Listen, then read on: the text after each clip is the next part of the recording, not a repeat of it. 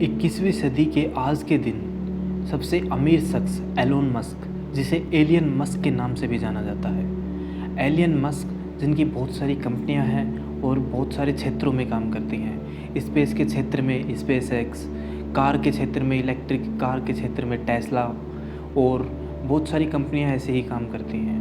इन्होंने अभी ट्विटर के 9% शेयर खरीदे थे और 9% शेयर खरीदने के साथ ये ट्विटर के सेकंड ऐसे पर्सन बन गए थे जिनके पास सबसे ज़्यादा शेयर्स थे।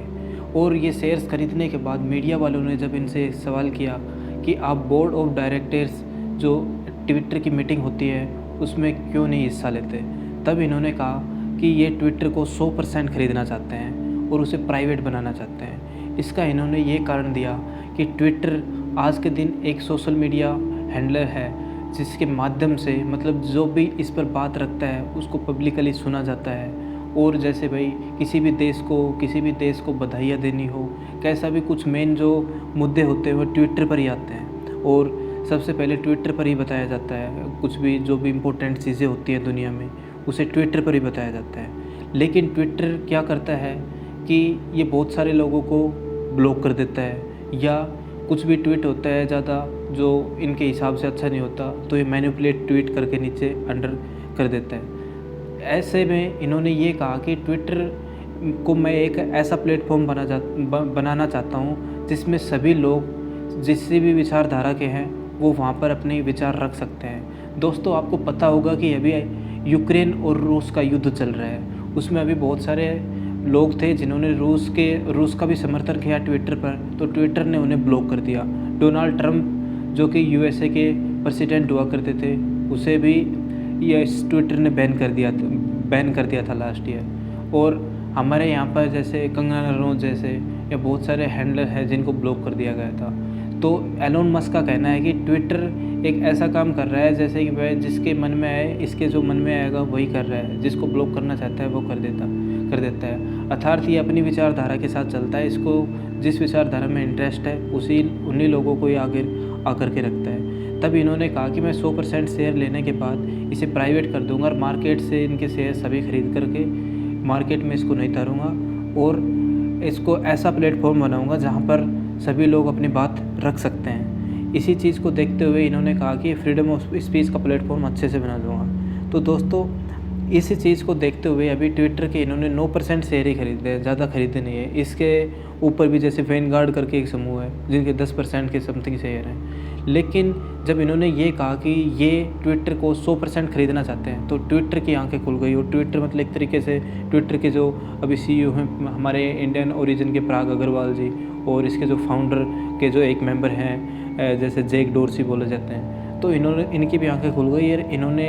इसके लिए जैसे कुछ प्लानिंग बनाई कि एलोन मस्क किस तरीके से नहीं खरीद सकते। दोस्तों, जब कोई कंपनी जैसे शेयर मार्केट में उतरती है, आप समझ रहे होंगे कि भाई कैसे एलोन मस्क खरीद सकते हैं ट्विटर यदि बेचना ही नहीं चाह रहा। तो दोस्तों, ऐसा होता है कि जैसे कोई कंपनी जब शेयर मार्केट में आती है ना, तो शेयर मार्केट में आने का मतलब ये है कि जैसे आपने कोई कंपनी बनाई, कोई भी कंपनी मान लो, जैसे हमारे इंडिया की कोई कंपनी ले लो, रिलायंस ले लो, टाटा ले लो, या कोई भी कंपनी ले लो, जब वो शेयर मार्केट में जाती है अर्थात ये कहते हैं कि भाई लोग बागों को ये कहती है कि आप इस कंपनी में रुपए लगाओ और इसकी हिस्सेदारी खरीद लो। जैसे भाई वो कुछ शेयर निकालेगी कि भाई मेरा एक शेयर इतने रुपए का मिल रहा है, $10 का, $20 का, इस तरीके से वो शेयर निकालती है। और यदि आप शेयर खरीदते हो तो उस कंपनी में हिस्सेदारी ले लेते हो। इसी तरीके से एलोन मस्क भी चाहते थे कि हिस्सेदारी लेकर के उस पर 100% हिस्सेदारी ले सकते हैं। 100% हिस्सेदारी भी आप भी, यदि आपके पास जैसे रुपए हैं जितने कि भाई कंपनी की जितनी वैल्यू है, यदि आपके पास उतने रुपए हैं तो आप खरीद सकते हैं। इसी प्रकार से एलोन मस्क ने भी ऑफ़र दिया था 42-43 बिलियन का कि 42-43 बिलियन में मैं इस ट्विटर को खरीद लूँगा। लेकिन ट्विटर ने एक तरीके से रिजेक्ट ही कर दिया और कुछ प्लानिंग करके एलोन मस्क को एक तरीके से फंसा दिया। दोस्तों, शेयर मार्केट में यही होता है कि जैसे कोई कंपनी प्राइवेट से पब्लिक बन जाती है कि भाई पब्लिक का भी हाथ होता है उसमें, और पब्लिक को जैसे भाई ऑफ़र दे करके आप वहाँ से पब्लिक के सभी शेयर खरीद सकते हो। और यदि आपके पास 50% से ज़्यादा शेयर हो जाते हैं तो आप कंपनी के मतलब एक तरीके से वो हो जाते हो, चीफ बन जाते हो, कंपनी के मालिक बन जाते हो जब आपके पास कंपनी के 50% से ज़्यादा शेयर हो जाए। और कंपनी में जितनी भी मीटिंग्स होंगी, जितने भी बड़े बड़े डिसीजन लिए जाएंगे तब उसी के माध्यम से लिए जाएंगे जिसके पास सबसे ज़्यादा शेयर हैं और वही कंपनी का मालिक बना रहेगा। तो इसी चाल को एलोन मस्क ने चला था। लेकिन जब एलोन मस्क जैसे ख़रीदने जा रहे थे तो ट्विटर ने ऐसी प्लानिंग चली जिसे पॉइजन पिल बोला जाता है। पॉइजन पिल्स पता है क्या होता है? पॉइजन्स मतलब जहरीली दवाई एक तरीके से। वैसे मार्केट में सिस्टम ये होता है कि पॉइजन पिल का मतलब ये सिस्टम ये बनाया जाता है कि जैसे एलोन मस्क ख़रीदने जा रहे थे तो ट्विटर ने क्या किया कि और शेयर मार्केट में निकाल दिए। जैसे इनका भी एक शेयर था, मान लो कि $40 का था, तो इन्होंने भाई सभी लोगों के पास निकाल दिए, और ज़्यादा शेयर निकाल दिए। $30 $35 तक इनके शेयर्स निकले और लोगों ने भर भर के शेयर्स खरीदे। शेयर खरीदने के बाद इन्होंने ये कहा लोगों से कि यदि आपके पास एलोन मस्क खरीदने है ना, तो आप उनको, यदि आपने $30 में ख़रीदा है तो $300 में बेचो, जिससे एलोन मस्क अब खरीद नहीं पाएंगे। तो इस तरीके की प्लानिंग बनाई इन्होंने। तो एलोन मस्क अब लोगों के पास जाएंगे तो वो इतने महंगे में एक एक शेयर बेचेंगे, तो एलोन मस्क ऑलरेडी खरीद नहीं पाएंगे, क्योंकि एलोन मस्क के पास इतनी संपत्ति है कि वो खरीद सकते हैं, लेकिन इतने महंगे शेयर से नहीं खरीद पाएंगे। हालांकि एलोन मस्क ने ऑलरेडी ट्विटर को ऑफर दिया कि मैं आपके शेयर्स है वो 42 बिलियन तक खरीद सकता हूँ। ये एलोन मस्क है और ये जैक डोर्सी हैं। जैक डोर्सी ये पराग अग्रवाल जी हैं और ट्विटर का हेडक्वार्टर्स है। इन्होंने यहाँ पर भी बताया था कि भाई यहाँ पर देख लो कि ऑफर्स भी दिए थे, और ट्विटर पर ही आकर के पोल भी करवाए थे, और पोल में भी भाई इनके बहुत सारे समर्थक निकले थे। लेकिन हालांकि ये चीज़ें हो नहीं पाई कि ट्विटर ने पॉइजन पिल्स टाइप की एक स्ट्रैटेजी रच करके इसको नहीं खरीद पाए। हालांकि सऊदी के एक प्रिंस थे जिनके पास अभी 5% शेयर थे, उन्होंने रिजेक्ट कर दिया था कि भाई मैं रिजेक्ट्स के ये जो एलोन मस्क का जो प्लान है उसको रिजेक्ट करता हूँ। हालांकि 5% ही शेयर है उनके पास। यदि एलोन मस्क चाहें तो वजह से 50% से 51% तक भी पहुँच गए ना, तो ऑलरेडी ट्विटर का हैंडलर यही माने जाएंगे। और ये कुछ जैसे बदलाव चाहते हैं, जिस तरीके से इसको फ्रीडम ऑफ स्पीच का एक पर्टिकुलर स्टेशन बनाना चाहते हैं तो ये बना सकते हैं।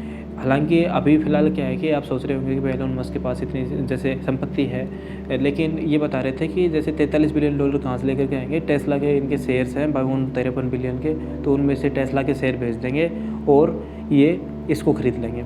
और ये ख़रीद भी सकते हैं मार्केट में। जैसे भाई इसके ऐसे रूल्स हैं कि भाई आप कोई भी कंपनी को इस तरीके से, यदि कोई शेयर मार्केट में लिस्टेड है तो आप ख़रीद सकते हो, यदि आपके पास पैसे हों तो। दोस्तों, इस चीज़ में आपकी राय क्या है? ट्विटर के बारे में आप क्या सोचते हो कि भाई ट्विटर जैसे फ्रीडम ऑफ स्पीच का एक प्लेटफॉर्म है या नहीं? और जो एलोन मस्क ने बताया कि फ्रीडम ऑफ स्पीच का प्लेटफॉर्म नहीं है, इसको मैनिपुलेट किया जा रहा है एक तरीके से, और ट्विटर जो चाह रहा है वही करवाता है लोगों के साथ और अपनी एक विचारधारा लेकर के चलता है। तो आपकी इसमें क्या राय है? आप इसमें क्या कहना चाहते हैं कि एलोन मस्क सही है या गलत? और आप किसका समर्थन करते हैं कि भाई एलोन मस्क को ख़रीदना चाहिए या नहीं, या भाई एलोन मस्क को अब आगे क्या प्लानिंग करनी चाहिए? एलोन मस्क हाँ प्लानिंग करके दोबारा से आएंगे, लेकिन वो एक तरीके से भाई वो एलोन मस्क खरीद सकते हैं और मे भी भाई कुछ डिफरेंट प्लानिंग के साथ आएंगे तो मे भी खरीद भी लें। लेकिन आपकी क्या राय है इस चीज़ को लेकर कि एलोन मस्क को खरीदेंगे या नहीं, खरीदना चाहिए या नहीं? आप इनको सपोर्ट करते हो या नहीं? और इसी के साथ दोस्तों लाइक कीजिए, शेयर कीजिए और सब्सक्राइब कीजिए चैनल को।